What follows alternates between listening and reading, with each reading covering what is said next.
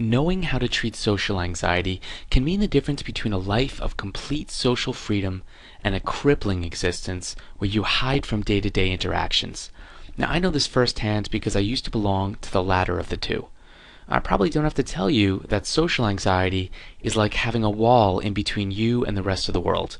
And despite your best efforts, the overwhelming fear, panic, and self-consciousness, envelops your every action.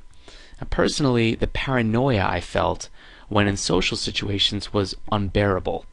I'd also constantly squirm and just feel restless, not knowing where to put my hands, my body, how to stand or sit, you name it.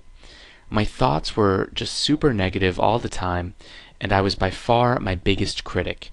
If you've been experiencing any of this stuff, you're talking to the right guy.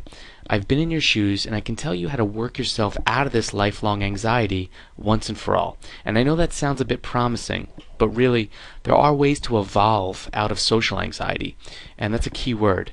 I'm going to show you step by step how it's done.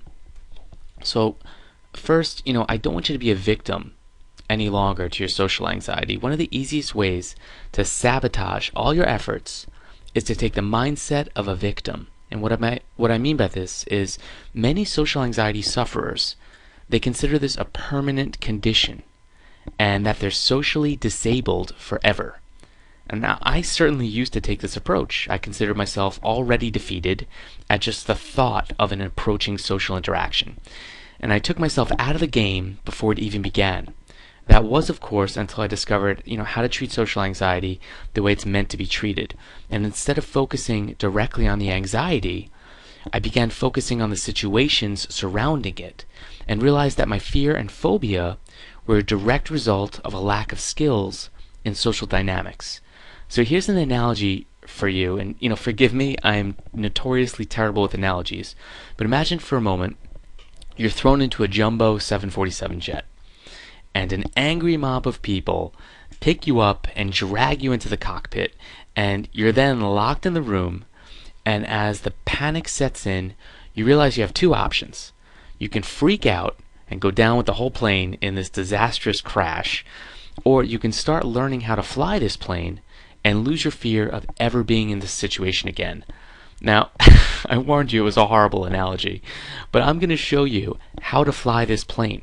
And I'm going to show you, how to control your social anxiety by teaching you how all the buttons work on the dashboard.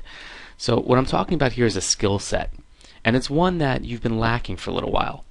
Well, once you become a master of your mindset, you realize that no one can hurt you in life but you.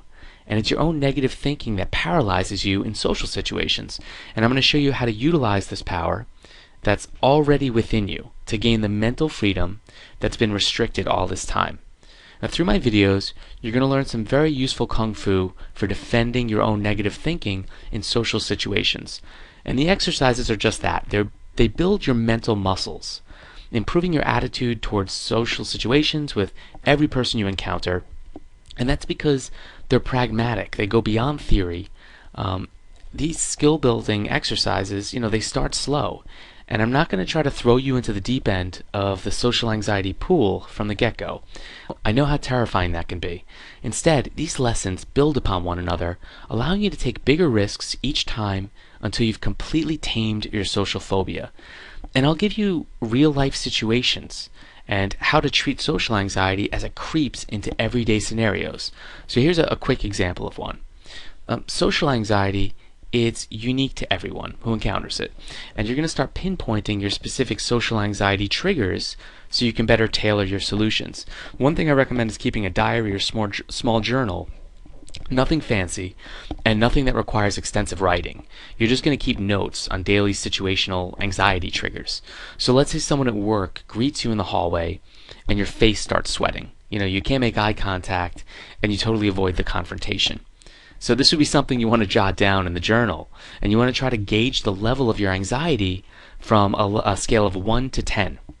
And take notes on the specific qualities of the encounter that made you uncomfortable. Now, if the person, was in your personal space or made you feel inferior or self-conscious in some way, try to accurately target that emotion. And you're then going to start building up an inventory of counterattack skills that will disarm those negative perceptions that you have. And I'm going to show you how to do this in a step-by-step format. Be sure to check out socialanxietyfix.com right now for my free video series which shows you how to do this. It really is possible to overcome social anxiety once you learn these actionable techniques that actually are measurable, and you can start seeing your progress day by day. So go ahead and check out socialanxietyfix.com right now. Sign up for the free video series. I'll see you there.